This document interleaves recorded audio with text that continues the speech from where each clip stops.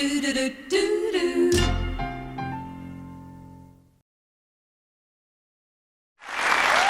back. It's nice to welcome back, too, to our set, American psychologist and also a man who does a lot of family counselling in America, Clayton Barbeau. Clayton, welcome back. Thank you very much. What a very cosy group we have here. In the very early days of the show, this would have been an audience for us, wouldn't it? Now we've got all of you here as guests. And Bruce, thank you particularly for staying back for 5 or 6 minutes. Thanks, Bert. Appreciate that. Clayton, we touched yesterday on the area of divorce in Western society. What we didn't really have time to get to was the effect of children in that divorce situation. A little earlier, I was talking with Chelsea Brown, a dear friend who was talking about the fact that her parents broke up when she was 2, and she said it certainly had to affect her life. I thought Chelsea made a very good point when she said that one of the effects is that children should have both parents as role models. One, for a girl to learn how to relate to men, she needs a father, basically, in the ideal situation. And when she sees a man and woman relating, she sees how men and women are supposed to relate, the basic marriage education, any course that any of us get, is really the marriage we grew up with. And our response to that has a lot to do with our own marriages. But a divorce very often causes kids to be bewildered. They say, if Daddy can stop loving Mommy, will he stop loving me? It confuses them a great deal. Some kids get very angry. Some have a terrible sense of abandonment and then cling to, if they're teenagers, they'll cling to a member of the opposite sex and get prematurely involved in a heavy relationship at that age. It's bad news.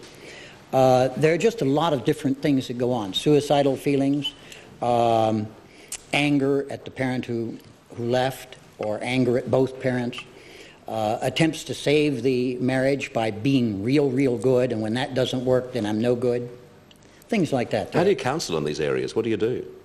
Well, I usually, in dealing with the kids, try to point out that they're only responsible for their relationship to each of the parents. The parents are responsible for the relationship to one another. And I seek to, when I lecture, to take into account that in the States, at any rate, 32 million kids are single-parented at the present time. So I always assume that I'm talking to an audience that includes a number of young people who are suffering from that, those feelings that I just described. Sure.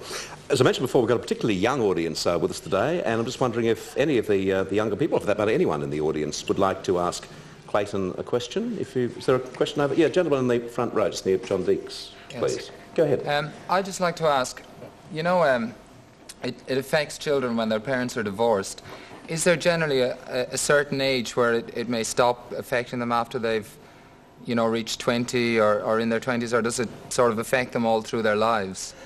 Not to my knowledge is there a certain cutoff age in that painful situation. Most kids, no matter what their age, want their parents to stay together. Most kids. I've even had adult children who were married and had children of their own send their parents in to see me.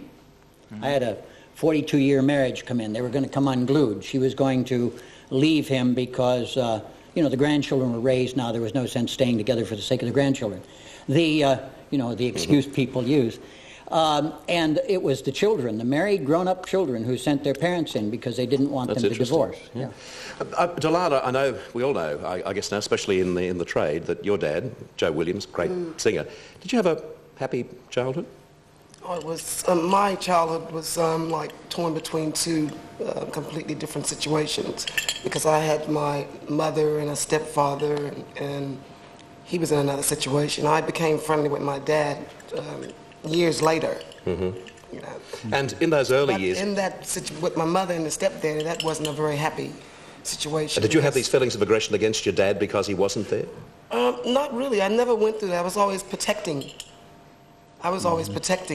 And I think in my situation, I was protecting because I was like the black sheep of the family, to be honest about it.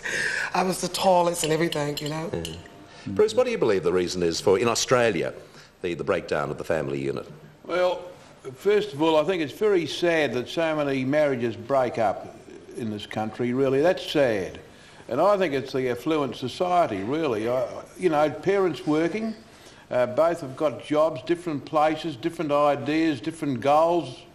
And I think that there is a tendency that people sort of go on their own track. And I think we've just been brought up in this age of there's too much given or you can get. It's not like the old days where Mum brought up the family and the old man did the yakka and brought home the dough. That's the way I see it. Clayton, because of the fun we've been having today, it's almost time to end the segment. I realise you're doing a lecture tour around Australia. I think perhaps it behoves us on this show to give you another full segment tomorrow, and I think it particularly works with anyone who's got tickets to see tomorrow's show. If you have anything that you'd like to ask Clayton, the advice is free. And can you come back tomorrow?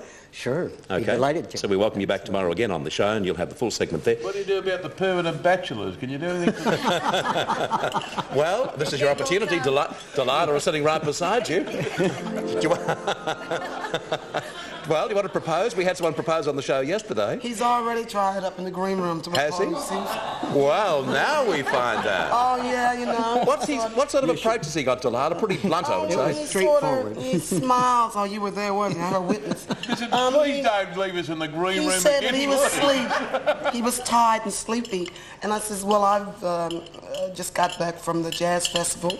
And I says, and I'm so tired of sleeping too. So he says, well, why don't we should go to sleep. Fair enough anyway. We're back with you after this break. Clayton's going to join us tomorrow again on the show. You old devil.